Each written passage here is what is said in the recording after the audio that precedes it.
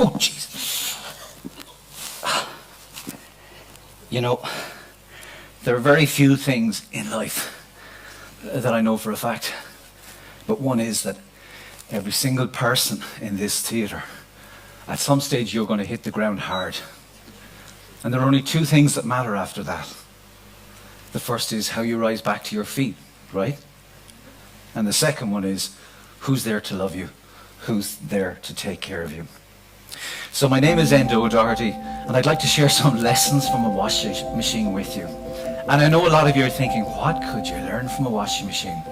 Well, lesson one, falling is certain, but what matters is our ability to rise.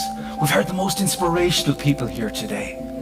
All of them have the same ability to rise and rise again. Now, while you mightn't remember Enda O'Doherty, I think most of you will remember my name, or my new name, the Washing Machine Man. Why I'm called the Washing Machine Man? Well, it's a long story, but it's an amazing story.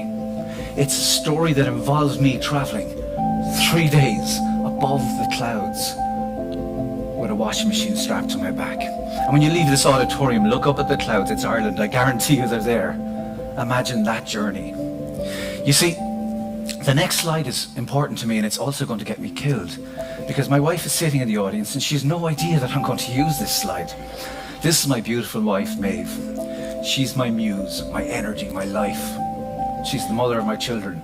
She's my wife. She's the reason I'm standing on this red spot. She means everything to me. I've seen so many people today, and I've talked to so many people at coffee break. My favorite was the lady who said that I looked like someone in the program. That was good. So many people are writing in their notebooks. They're writing goals, ideas. I'm going to learn. So many people watching this video, hopefully millions of people are watching this, and they go, I will learn so many things. I'm going to give you the simplest, most powerful tool to achieve your number one goal in life. All of us has goals. As we travel through life, we face challenges and we want to do things. Can I tell you this, that once you find the power of why, find that power, and I promise you, it will unleash the ability in you to do almost anything. Now, when I tell you I'm an alcoholic, it does not make me unique in Ireland in the slightest. This little video clip sums up my life, a large chunk of my life. If Ireland were playing England in Lansdowne Road at, say, Saturday, 3 o'clock, I'd have to be at the match by Wednesday. Alcohol took over every single part of my life. I suppose I was unlucky to grow up in Ireland. You know, the baby's born, we'll wet that baby's head. The first communion in the garden, Prosecco, Bouncy Castle. First communion, confirmation, we'll do it again. The baby's 18, what will we do? First pint. The baby's 21, well, we'll have a proper drink tonight. And on and on and on, and alcohol became every single thing in my life. At my best, or at my worst, I drank 4 bottles of whiskey a week. Can you imagine that? 4. My Friday night drink was a pint glass of vodka. And I would often drink a bottle of cough syrup with it, because it was like drinking a small glass of champagne to me. Alcohol became stronger and stronger part of my life. It became almost impossible for me to survive. I suppose I didn't realize that I had a lot of mental health issues. Like a lot of people, maybe people sitting in this very theatre. When I drank my alcohol, my problems disappeared. And it's when I stopped drinking alcohol, much like this guy, I was about to get a really rude awakening. You see, I had anxiety disorder, I had depression, I had a sleep disorder. I had a lot of difficulties. I didn't know how to tell my wife I loved her when I was sober. I didn't know how to dance at a wedding sober. Now there's a challenge. And when I stopped drinking, my world literally fell apart. The next picture is the sunrise. I love the sunrise, because when the sun came up, I could put on my suit, I could put on my new shoes. I could go to work and be the happiest man on the planet. I have a beautiful wife, an amazing car, a beautiful house. Everything in my life was perfect. I had everything, but I didn't have happiness. And I will tell you this, as sad as it is, I didn't attempt suicide, but I often planned my own demise. I would go for walks feeling sad, feeling lonely. I'd go for a walk and I'd see a truck, and the thought would strike me, step off the footpath. The pain is gone. But you and I both know if you've lost someone to suicide, the pain is not gone. It's multiplied by 1,000,000, and it's passed to people you love and would never hurt in 1,000,000 lifetimes. I suppose things got very bad when I'd seen the doctor, I'd seen the counsellor, I had had the medication, and I ended up in hospital. I ended up with my psychiatrist. And I remember the first day I went in, I sat down and he said, "Tell me about your childhood." And I went, "Oh my God." I went out to my wife. She was terrified. She said, "Love, how did you get on?" I said, "Amazing." She said, "When are you going back?" I said, "Never." She said, "Why not?" I said, "I'm going to be a master of my own destiny. I will find a way out of this. I will save myself." Everyone in this audience could stand on this red spot and tell their story. Everyone could. All of us have been squeezed. All of us have been pressured and changed by life, just like a diamond. As it travels from the center of the earth to our hands, the magic happened when it was squeezed, when it was pressured. My next washing machine lesson is this. It's the battle that shapes you. Life is meant to have challenges. It's meant to squeeze us. It's meant to test us. As an alcoholic for years, I was embarrassed. I was ashamed telling people my dark secret. But here's the thing is, it's my superpower. Your weakness can be your superpower. See this red spot? I've obsessed for 5 years about it. You heard poor Donny. I drove him crazy. This is my dream. It's so great to be with you today, to do this. I can obsess about anything. My wife calls this midlife crisis part 1. I was free of alcohol. I decided to go and buy an obscene amount of Lycra. I had a Lycra suit, Lycra pajamas, Lycra pillowcase, Lycra bedspread. I hung my shorts on the back of the chair in the bedroom. I jump off the wardrobe and land into my shorts. It was the only way in and the only way out. I did an Ironman. It's 4-kilometre swim. It's 180 kilometres bike ride. It's right from here to Cork, and followed by a full marathon. My first one, I was in a collapsed coal mine outside Manchester. They were singing "God Save the Queen." It's 4 o'clock in the morning. I said, "My God, I'm having a terrible experience." This guy pushed, I pushed back. I was about to turn around and say, "Don't push me, man, I'm from Wicklow." And when I turned around, behind me was this guy. He had lost one of his legs in an IED in Afghanistan. And here he was starting the same race as me, hero. About 5 minutes before the race, I thought, "Oh my God, my hamstrings are very tight, my calves are..." I thought, "Oh my God, jeez, I don't know, can I do this race?" The only time I passed him was when he bandaged the stump on his leg. And I hated him, and you're going to think I'm a bad person for saying that, but it's true. The limits in your financial, in your personal, your emotional, your spiritual life, I'm telling you now, all of those limits I learned from my washing machine are in your mind. So midlife crisis part 3 involves going for a coffee with my wife. I love Irish women. My wife said, "What will you do next, love?" I said, "Do you know what? I'm going to walk the length of Ireland and raise funds for a mental health charity." And my wife said, "Is that all?" And I said, "Well, in that case, I'll carry a washing machine." And she said, "Okay, I dare you."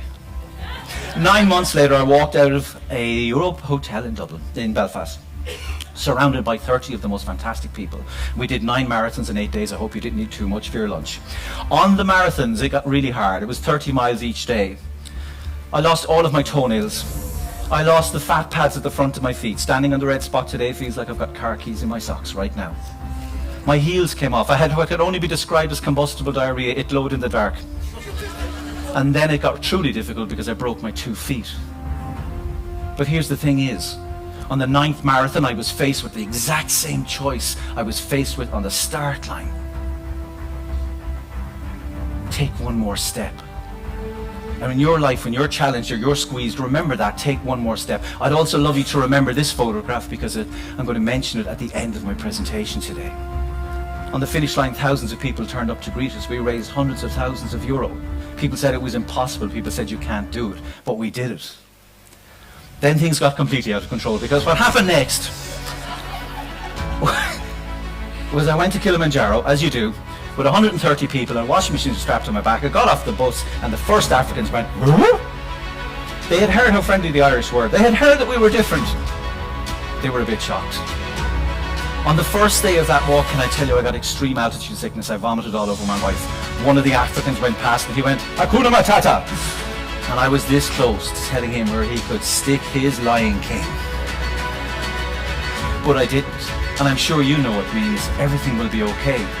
It looks Photoshop, but it's real. It's a real experience. It's a real adventure. Think about your life. Think about what you'd like to do. But don't think small, because I promise you, the more outrageous, the more difficult, the more challenged you are, the greater that reward is. My English teacher came to my class one day. He walked into the class and he said, "Boys, I require your copies in the staff room by 4 p.m. And I was thinking, okay, Voldemort. Then he said, "You are masters of your own destiny." Much like that lady, I came up that far off the seat. But what he said stuck with me forever. We are the masters of our own mind and our own destiny. When I play golf with somebody, particularly my brother-in-law, we come to a par 3. He says, "Enda, the water there, it's quite difficult. Is it a 7 iron or an 8 iron? I say, "Paul, it doesn't matter what you hit, as long as you don't hit it the water. Water, water, water." Do you see how easy it is to program our minds? He takes that club, he swings for all he's worth. Every single time he hits that water. Are you thinking water? Can I get a quick survey? Because I don't want to be one of those speakers that puts everyone to sleep. Quick vote. Have you ever honestly put your bag on a seat to stop someone sitting beside you and talking to you in a taxi or in a bus or a train? Do it now. Oh my God, you're bad people. Yeah, me too. Nice to meet you. I'm probably the guy you don't want sitting beside you. Can I tell you, I was flying from Dublin to Vienna once in the 80s, and I saw this guy, his arm was sort of puckered. I asked this gentleman, "What happened to your arm?" And for the next 2 hours, I said nothing.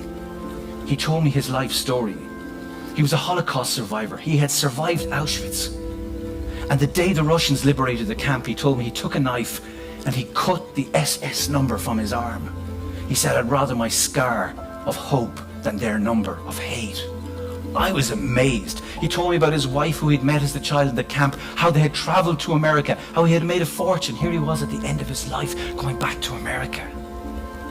The thing that amazed me most about his conversation wasn't just his mindset. It was what he said to me at the end of our conversation.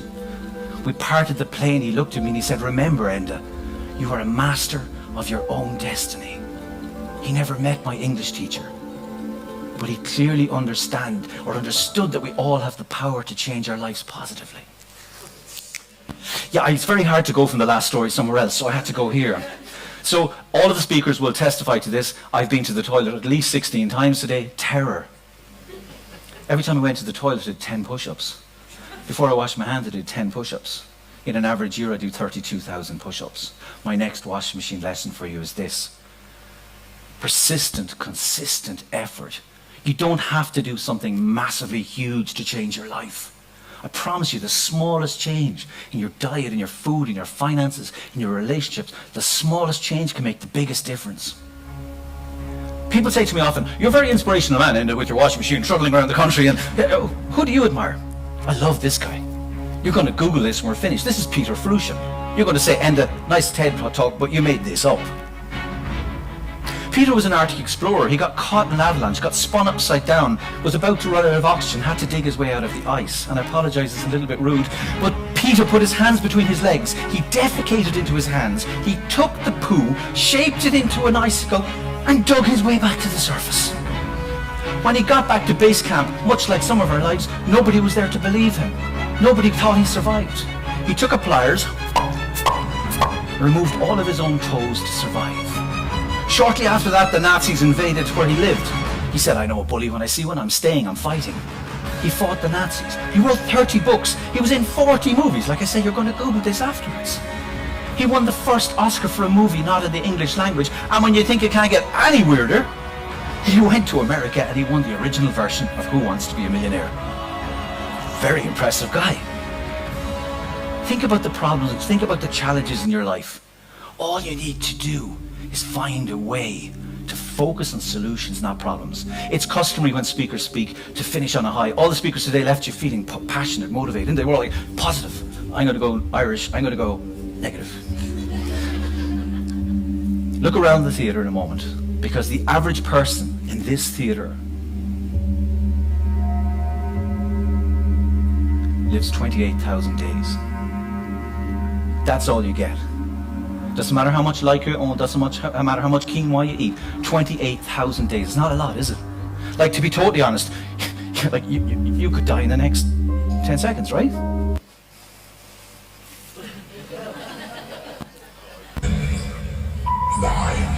8, 7, 6, 5, 4, 3, 2, 1, 0.